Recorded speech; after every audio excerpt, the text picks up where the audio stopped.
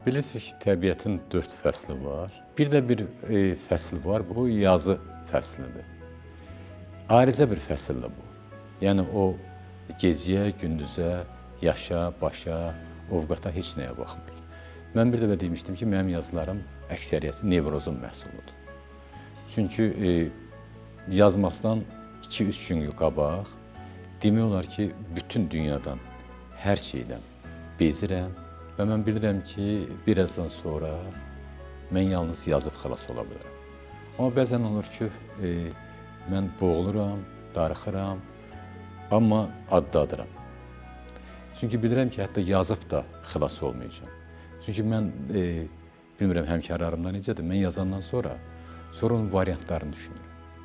Sonra amansız redaktda qəddarcasına variasiyalar işləmək gəlir və ona görə də mənim bir şeirim ən azı 10 şeir deməkdir.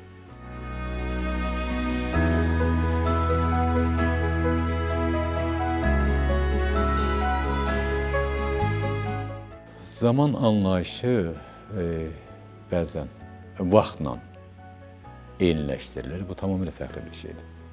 Vaxt ola bilsin ki, insanın yaratdığı bir məfhumdur, amma zaman Tanrının ixtiyarında olan bir məfhumdur. Tarixə bir nəzər salanda bizə elə gəlir ki, insanlığın keçdiyi, Adəmdən bəri keçdiyi tarix böyük bir zamandır. Amma belə öz ömrümüzə baxanda görürük ki, əslində bu göz qırpımıdır.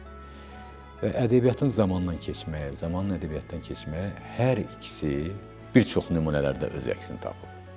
Uğurlu və uğursuz. Bəzən ədəbiyyat zamandan axıb keçir, bəzən əksinə.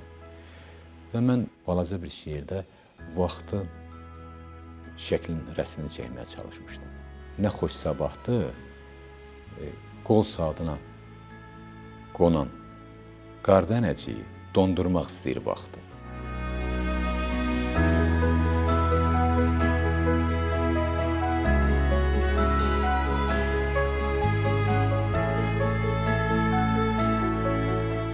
Həmişə istəyərdim ki, gənclər indiki sosial şəbəkə və sosial şəbədə dövründə bu hayküydən, bu populizmdən uzaq olsunlar. Əgər ədəbiyyatda olacaqsansa, əgər yazıb yaradacaqsansa, əgər ədəbiyyatdan nəfəs alacaqsansa, nəzərə almaq lazımdır ki, bu təxminən suyun altında qalmaq kimidir.